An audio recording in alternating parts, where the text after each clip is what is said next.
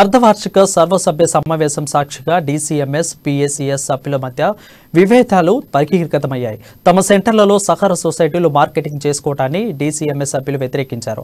Marketing విషయంలో తలెత్తిన విభేదాలు ఆదిలాబాద్ జెడ్పీ సమావేశ మందిరాల్లో నిర్వహించిన సమావేశం అర్థాంతరంగా ముగించేశారు. ఇక ఇందుకు సంబంధించిన మరింత సమాచారం మా ప్రతినిధి జోషి అందిస్తాడు.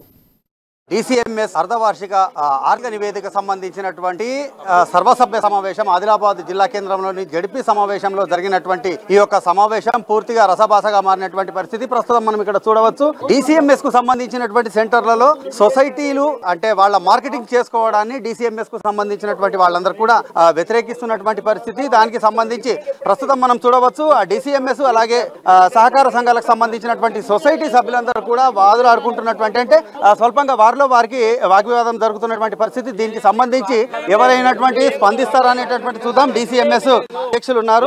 సార్ చెప్పండి, ఇప్పుడు జరిగినటువంటి వివాదం ఏంటి, అసలు దానికి కారణం? మాకు మార్క్పేట్ డిఎం గారు గౌరీశంకర్ గారు మంచిర్యాల జిల్లా ఒక్కసారి కూడా స్పందించలేదు, ఫోన్ లేపట్లేదు, ఎక్కడి ఉండేది తెలియదు. ఆ నరేష్ శివ అనే పిల్లలను తోలితే పరిశాన్ కాకట ఆయన మాకు హరీష్ రావు, మేము పొలిటికల్, నేను సిద్దిపేట నుంచి వచ్చినంటే సిద్దిపేటనే పోయి చేసుకొని నౌకరని మేము అందరం కూడా ముక్త కంఠంతో చెప్పడం జరిగింది, తీర్మానించడం కూడా జరుగుతూ ఉన్నది. ఆయన వెంటనే సిద్దిపేటకు వెళ్ళిపోవాలి, మా రైతులు బాగుపడాలంటే ఆయన ఉంటే రైతాంగానికి ఇబ్బంది ఉన్నది. ఆ రైతులు వచ్చి మమ్మల్ని తిడతా ఉన్నారు, మేము కష్టపడుతున్నాము. మొత్తం డీసీఎం సెంటర్ వాళ్ళకే మందు బస్తాలు మంచి మంచి ఇచ్చుడు, మాకు ఎప్పుడన్నా ఒకటి ఎన్నో తప్పిపోయి గిట్టి ఇస్తే బలివీటికి అది గడలు కట్టించు ఇచ్చుడు. ఇక్కడ రైతులు మమ్మల్ని తిట్టుడు గిరాకి లేదు, అక్కడనే వాళ్ళకి మంచి ఇస్తే అటు పోవట్టే ఈ ఇబ్బంది అవుతుంది. కాబట్టి మేము అందరం అదే చర్చించుకుంటున్నాం. కాబట్టి మంచిర్యాల జిల్లా మన డిఎం గారు వెంటనే సిద్దిపేటను మంచిర్యాల నిడిచిపెట్టి వెళ్ళిపోవాలని మేము అందరం కోరుకుంటున్నాం. ఇప్పుడు వాస్తవంగా డీసీఎంఎస్ సెంటర్లలో సొసైటీలు వ్యాపారం చేయడాన్ని వ్యతిరేకిస్తున్నట్లుగా తెలుస్తుంది. దానికి అసలు కారణం ఏంటి, దానికి సంబంధించిన విషయాలు ఏంటి? ఒకటి, ఇది విత్ ఇన్ ద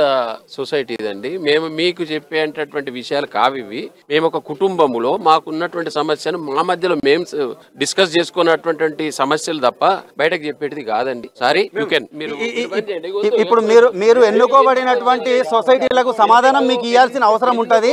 కాబట్టి మీడియా ద్వారా వాళ్ళకి చేరవేసేటటువంటి అవకాశం ఉంటది. కాబట్టి ఏదైనా తెలియజెప్పేటటువంటి ప్రయత్నం ఏదైనా చేయగలుగుతారు? ఏమీ లేదండి, దాంట్లో ఏమి అన్యాయం లేదు, ఇక్కడ ఏం తప్పు జరగలేదు, ఏం కొట్లాడుతుంది, ఎవ్రీథింగ్ ఫైన్. మా రైతాంగానికి ఏ విధంగా ఇంకా మేము సేవలు చేయాలి, ఎట్లయితే మా రైతులను మేము ముందుకు తీసుకెళ్తామనే దాని మీద మేము చర్చ చేసుకుంటున్నాం. మీరేమైనా స్పందిస్తారా? స్పందించేది ఏం లేదు.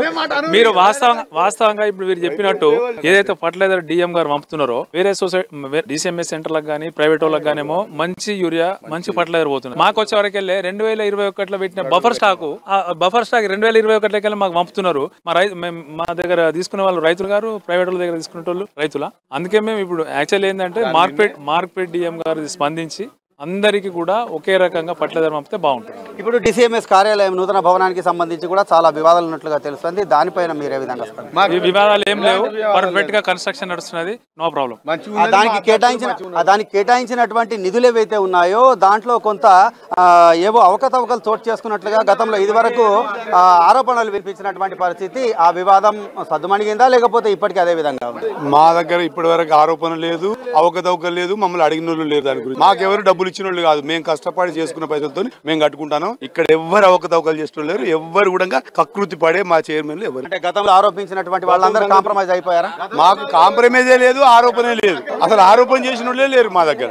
ఆరోపణ అనేది ఉంటే కదా, దేనికి ఆరోపణ ఉంటది, ఎవరైనా ఇచ్చేట్లు ఉంటే కదా మాకు. ఇప్పుడు ఇంకా పని పూర్తి కాలేదు, పూతలు జరుగుతున్నాయి, మళ్ళా మీడియా సమావేశం అక్కడనే పెట్టుకోవడం జరుగుతుంది. ఇప్పుడు ఈ అర్ధవార్షిక ఆర్థిక సమావేశం అనేటటువంటి సర్వసభ్య సమావేశం పూర్తిగా సజావుగా నడిచి అజెండా ప్రకారంగా నడిచిందా, అర్ధాతరంగా ముగిసింది? ఎజెండా ప్రకారం మీటింగ్ సమావేశం అయిపోయింది, మా సభ్యులందరూ ఆమోదం చేసిర్రు, అంతా అయిపోయింది, మొత్తం ఎక్కడెక్కడ అయిపోయింది, భోజనానికి బయటకు వచ్చేసి. ఇది మొత్తానికి అంటే వాళ్ళకి ఎన్ని వివాదాలు ఉన్నప్పటికీ కూడా తమదంతా ఒక కుటుంబం అని చెప్పి, ఆర్థిక వ్యవహారాలు తామంతా ఒకటే అని చెప్పి వాళ్ళు అందరూ కూడా ముక్తకంఠంతో అభిప్రాయపడుతున్నటువంటి పరిస్థితి. అయితే ఆ భవనానికి సంబంధించినటువంటి నిధుల విషయంలో వచ్చినటువంటి ఆరోపణలకు సంబంధించి మాత్రం ఎవరు నోరు మెదపడానికి సిద్ధంగా లేనటువంటి పరిస్థితి. ఇది మొత్తానికి డీసీఎంఎస్ కు సంబంధించినటువంటి ఆదిలాబాద్ జిల్లా డీసీఎంఎస్ కు సంబంధించినటువంటి పరిస్థితి. కెమెరా పర్సన్ నర్సింగ్ తో ఆదిలాబాద్ నుండి రాజశేఖర్ జోషి, అమ్మాన్యూర్.